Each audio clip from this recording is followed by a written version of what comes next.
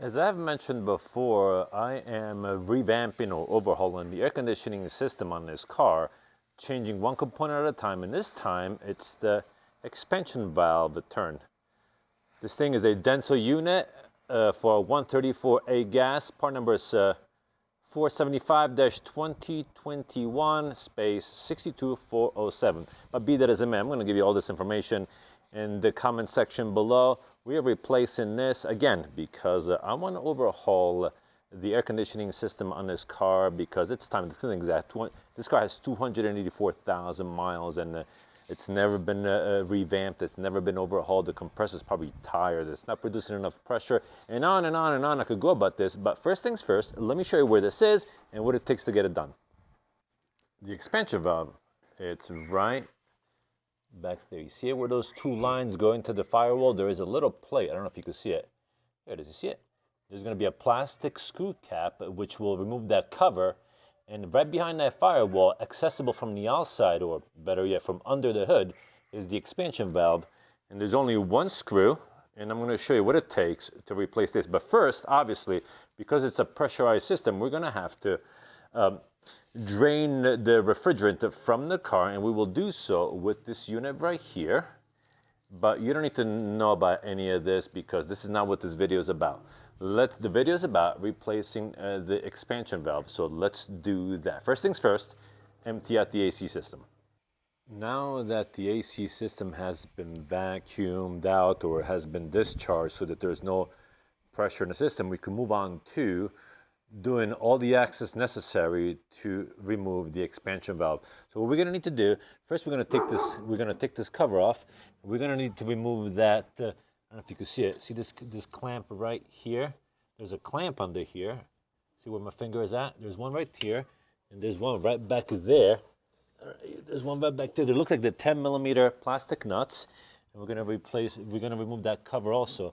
There's a 10mm nut under here as well. And what that will do, once we get this off and the two brackets off, we can actually move the line assemblies out of the way when the time comes to pull that expansion valve out. So what I'm going to do, I'm going to prop you up on a stand so you can see best as possible how this job is done. Let's do that. Okay, this plastic cover just snaps right off like so. So we get this out of the way. Next, we can remove the plastic cover right here.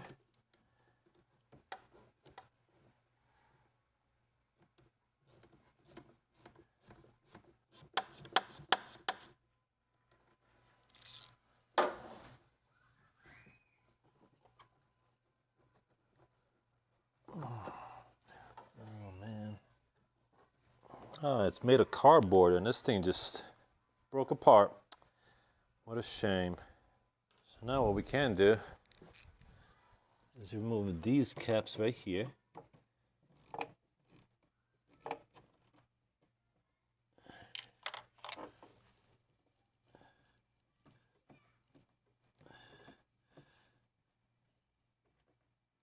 Okay. This one is off. That holds the lines on this side so that we could dislodge them from this firewall. We'll do the same thing on the other side. I'm going to have to use a 10mm wrench. It'll be easier.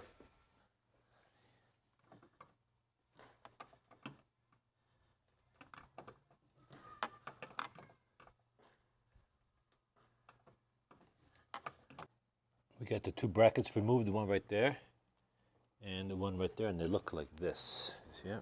One and two. I'm gonna have to fix this with some tape in the back or something. This is a shame that this broke. I'm really upset about this. This is cardboard. I didn't realize that. Anyway, this is the 10mm nut that holds that in place. And we can now loosen up the 10mm nut on the stud to dislodge the lines. Even though the system is empty, there may still be some residual pressure in the system.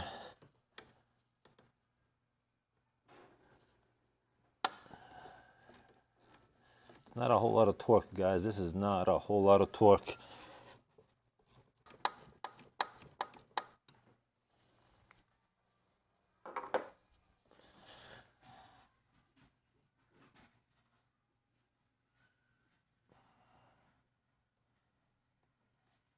Okay, the nut on the stud is removed. You should be able to just pull these lines back. Like I said, there was still going to be some residual pressure in the system. And there was, but no big thing. Okay, we were able to move these lines out of the way. We will have to replace the O-rings on them. And that's what it looks like so far. We have your high pressure and low pressure line disconnected, and as you can see, there's two Allen screws in there. We'll remove those. I'm going to prop you up the best I can so you can see that as well, and we'll remove those. We'll remove the expansion valve from the evaporator. Next, we can remove the Allen screws. These are size 4 Allen screws.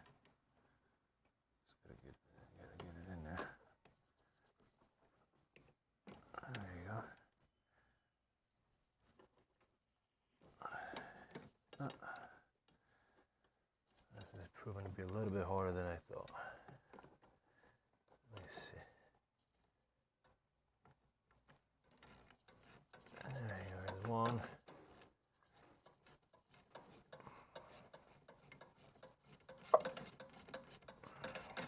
What we can do actually is remove the stud from the expansion valve, so this makes it a little easier to get to the two Allen keys, the Allen screws. The stud in the expansion valve looks like it's size 3. Let's see if we can dislodge it. There it is. It's coming off. That should make the removal of the expansion valve or the Allen screw a little easier.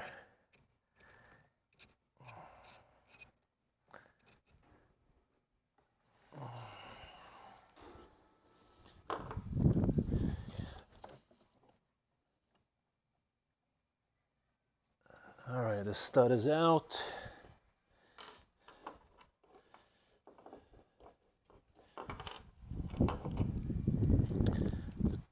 The Allen screws are size 4.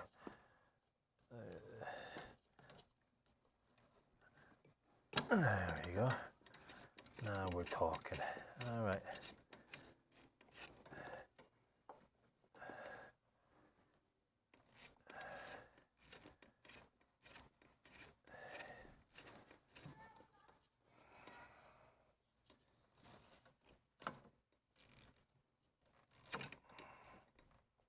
Take this ratchet out of the way.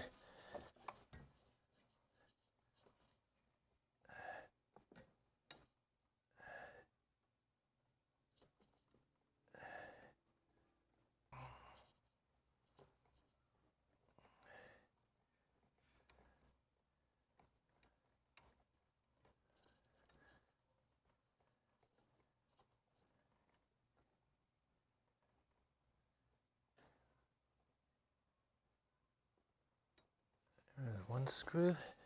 This is the bottom one.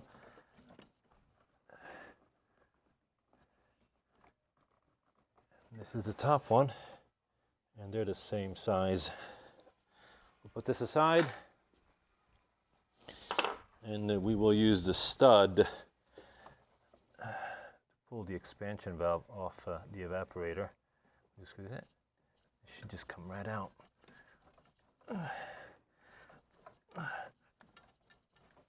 Well, guys, easier said than done, not gonna lie. It took some wiggling, but it's out. I put the stud back in and I put the nut back in, and I did some violent pulling, if you will, but it came off. Here it is. This is the old expansion valve, and I'm gonna show you what the evaporator in there looks like and the O-rings that we have to replace as well. Now the expansion valve is out. What we need to do next is remove these O-rings. You'll see them, they're black, 1 and 2, and I'm going to show you the tool we're going to use for that. And then we're going to install the new O-rings with PEG 46 oil, which is air conditioning oil. So these are the tool I'm going to use right here. Essentially they're picks. And I'm just going to pull that those O-rings off and install new ones, and we'll clean up the area a little bit. So let's go ahead, and I'm going to prop you up again on a stand, and we'll get this job done. Okay, we'll try with the hook first. And this should just come up and just literally flew out. And the other one flew out too. All right, we're gonna clean the surfaces. I can't find the O-rings right now.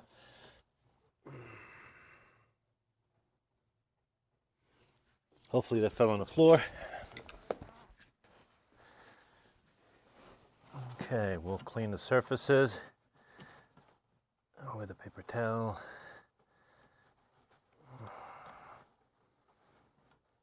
This is the time to replace all the O-rings.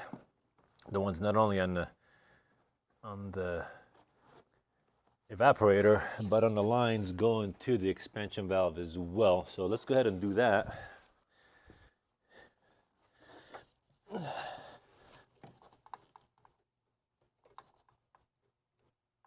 There's one, here it is. And here is the other one. There we go.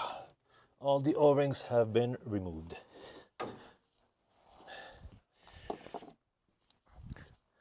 Again, we can clean the lines as well.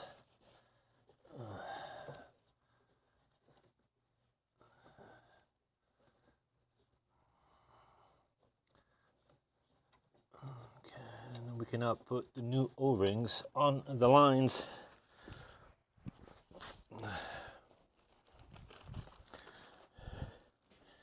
This is what the O-rings look like right here. So we have one big one and the smallest one that go on the lines themselves. Well, let's pull them out. All right, we got the oil.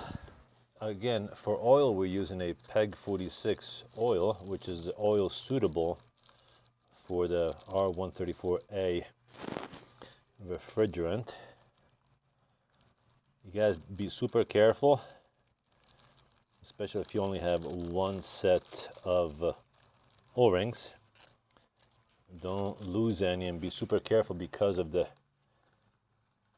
where these lines are and where the O-rings are. Try to, take your time. It's going to be slippery, so, don't do anything rash or too fast. Just take your time, just do the job right. Try not to lose anything. So we're doing a high pressure line first. There it is. All right, first O-ring is on. Let's put the other one on. That was tough, I'm not gonna lie. Especially the small one. That was tough. All right, again, wet the oil with PEG 46, wet the O-ring with PEG 46 oil. And this is gonna be, supposedly, these are gonna be from what I gather, these are gonna be the easy ones. Okay, this one is also on. Now let's go ahead and put the ones on the evaporator itself. That's gonna be something. First we'll wet the surface with the oil. Okay, hopefully we can just slip these babies right on. Where's the bigger one of the two first? I thought I had it on, not yet. Make sure the O-ring is clean, guys. Don't put a dirty O-ring on, because it could cause a leak. All right, let's try it again.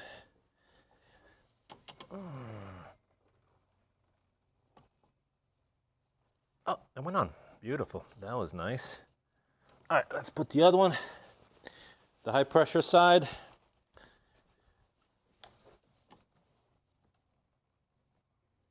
If you drop the O-ring inside the surface and it looks like this, to pull it out and clean it up. You don't want to install the O-ring looks like this, because you may induce a leak.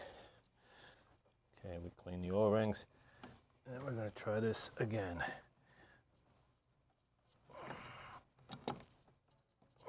All right, we got it. We got it. I like it. Now we could clean that oil on the bottom there, so that it's not messy. We can now slip on the new expansion valve, and we're going to lube the surfaces as well before.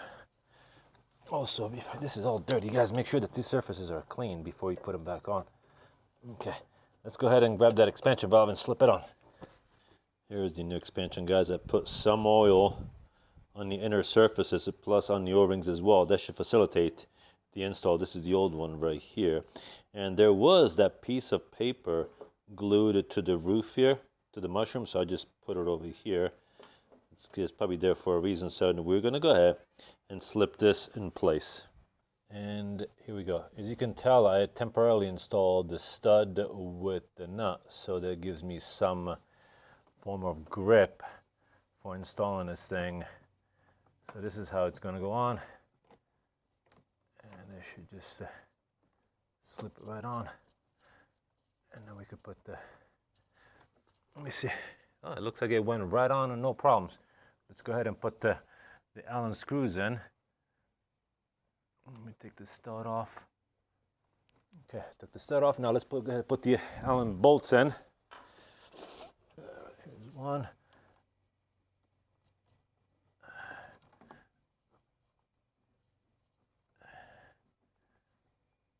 And here is the other one. Now I don't have a torque on this, but I could tell you it's not very tight, guys. This is going to be a pretty gentle torque on these. Hold on.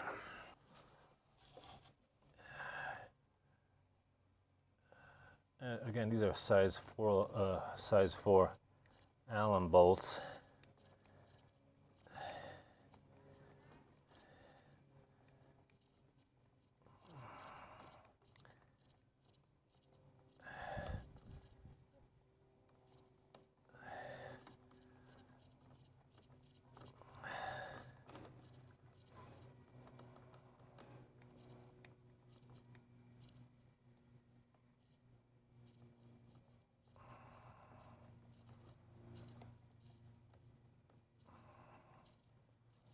Grab the ratchet.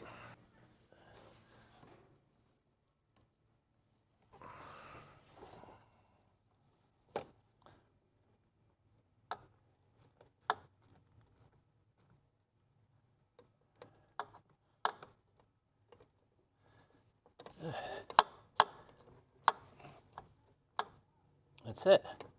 Nice and snug, nothing crazy. That's it. Now we could slip in the stud. And this one here, actually I'm going to put some Loctite on it. Okay, so we cleaned the stud with isopropyl alcohol with some kind of solvent, whatever you have around the house. And we're going to put some blue Loctite. This is the 242, which is a mild Loctite, because Loctite is good. We're going to put some right here on the thread. This is a mild one, so this will probably eventually come off again. Now I'm putting the original one back on because it's got an Allen head on it, and I like that. All right, that's it. It's in. We're gonna clean the excess Loctite that we don't need. This is a size 3mm Allen screw stud. Again, nothing crazy, just a little nice and tight, snug. That's it. Now we could put the lines back on. Again, let's put some oil on the PEG 46 oil in the holes of the and on the O-rings, because everything works better with lube. You already know that, right? I ain't got to tell you that. Okay. All right, let's go ahead and put this line back on. And then boom, it slipped right in. And this one too, slipped right in. Oh, mistake. This, I gotta put this on first. All right, now we could put these lines back on. All right, 1 and 2. There we go. Now we could put the 10mm nut back on, and we will actually put some Loctite for that as well. Again, 242. I'm gonna put it right here, you see it?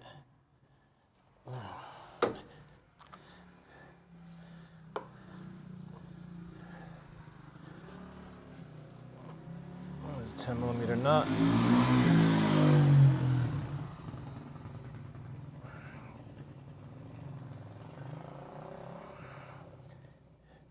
Okay, let's get the socket with the ratchet.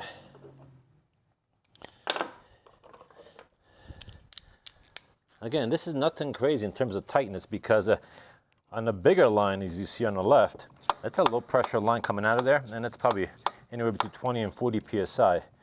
Whereas the high pressure line going into it, that's what, 200 and 250 psi?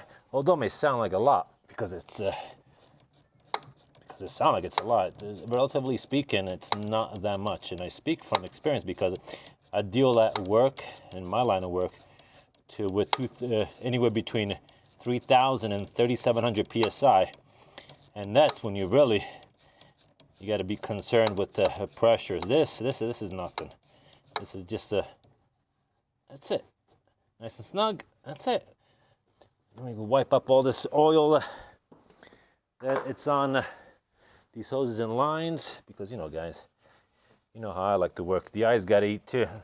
Whatever it is we're doing, it's gotta look good.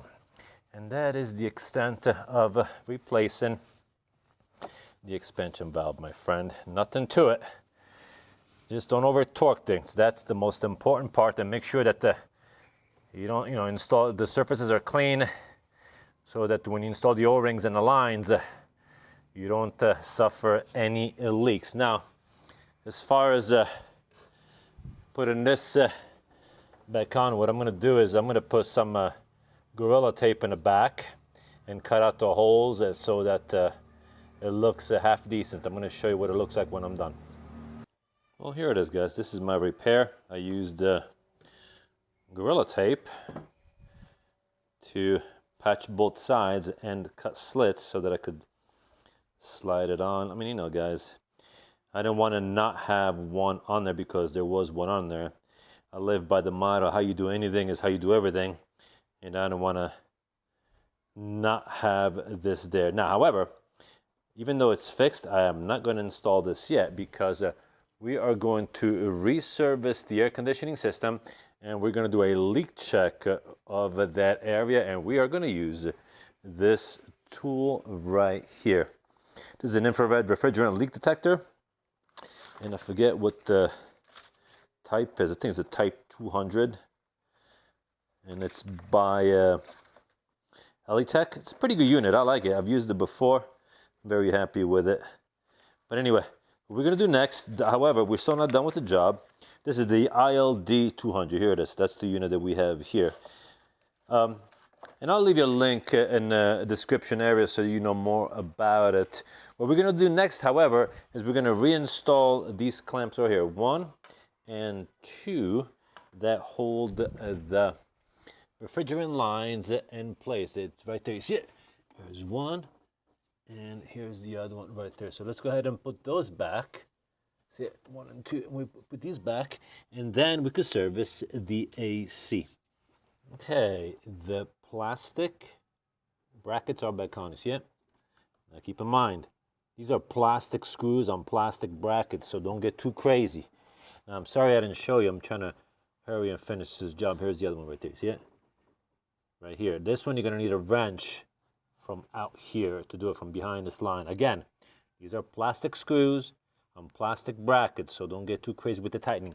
Now that everything is installed, except for that paper plate, which we fixed, I already showed you, I'm going to service the AC, and then we're going to leak check that unit right there. You're going to need at least 40 psi of pressure to check that unit. So let me go ahead and service this, and then we'll finish up this video. We'll finish up this repair, or it's not really a repair because there was nothing wrong with it.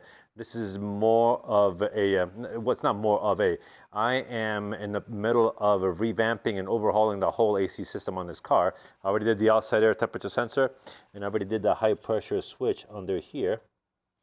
Right here, see it? And I'm gonna move it to every component. Today we did I did the expansion valve. Next I'm gonna do the the condenser with the receiver dryer, and then we'll do the compressor last, so we could put all new oil, all new OIC, all new oil, all new refrigerant, and we'll see what kind of temperatures this thing cranks out. So again, let's go ahead and service the AC and do a leak check on it. Now that the AC system has been serviced, we can now execute a leak check on the expansion valve. We're going to turn on our unit on right now.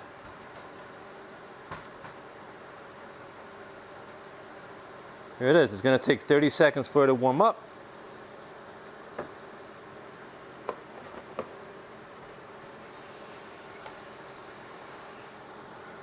Once it warms up, then we can point this probe right where the expansion valve is.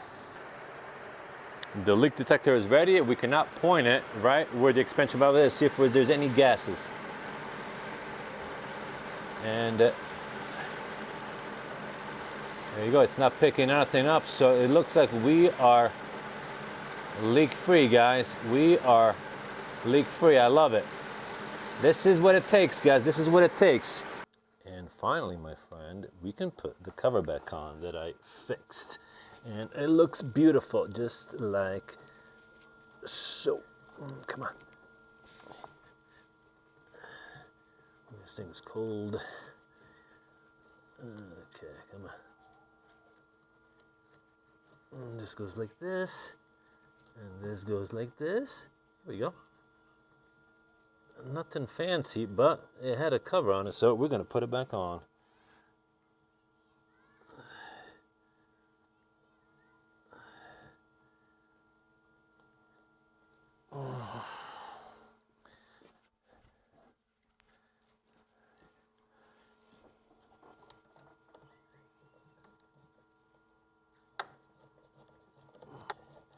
This is some kind of protector so that no dust or dirt goes where the expansion valve is. That's all this really is, but it was there, so we're gonna put it back because it belongs there. All right, guys, that's it. Job done. Hopefully this video was of help to you, and we will see you at the next one, guys. Take care.